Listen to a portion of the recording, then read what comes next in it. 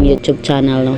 So ngayon po ang ituturo ko sa inyo guys kung saan natin makikita kung isa na ba tayong Shopee seller. So una po, punta tayo dito sa Shopee. Ito po is meron po sila mga mission para makabenta po tayo dito, no? So kapag nandito na po kayo sa inyong Shopee, pindutin lang po ninyo ang me. Pagkatapos may nakalagay doon sa ibabaw na my shop. Guys, make sure nakapag-subscribe po kayo sa ating YouTube channel kasi marami po tayong mga tips na ibibigay sa inyo. So, pipindutin lang po natin yung ating mission, itong my shop.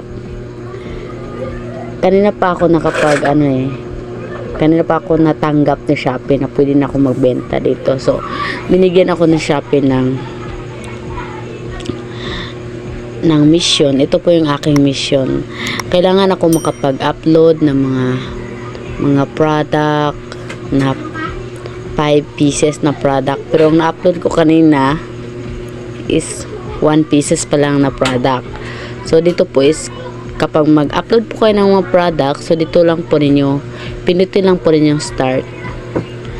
Kusa po yung lalabas dyan, yung mag-upload na kayo. So, dito lang po makikita guys. So, pinutin lang po ang go. So, pwede na kayo mag-add dyan ng product. Lang ha. Yan po yung binigay ni Shopee sa akin na mission. Makapag-upload ako ng 5 product at create a 1 discount promotion.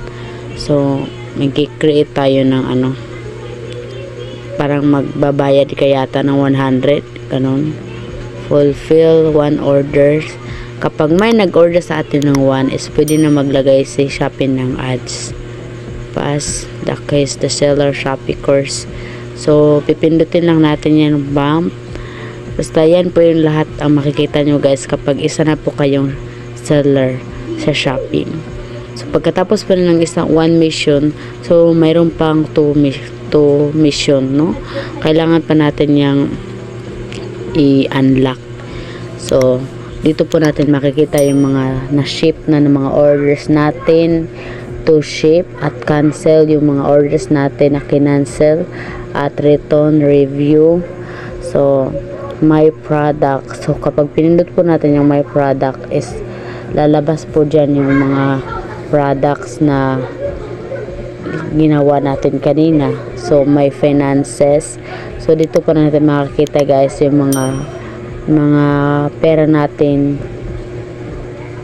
dito sa Shopee. Binigyan po tayo ng recommendation for you, say bank. Depende po yun sa inyo guys kung anong gusto niyo. Kasi pwede naman yan ma-edit. Marketing center, seller program. Yan po ang mga mission ko guys. Hindi ko pa natapos kasi kanina pa lang ako na-approve bilang seller sa Shopee.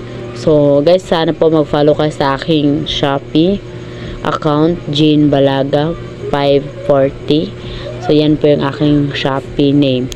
So make sure nakapag-subscribe kayo sa ating YouTube channel. So dito po is nag-affiliate din ako sa Shopee.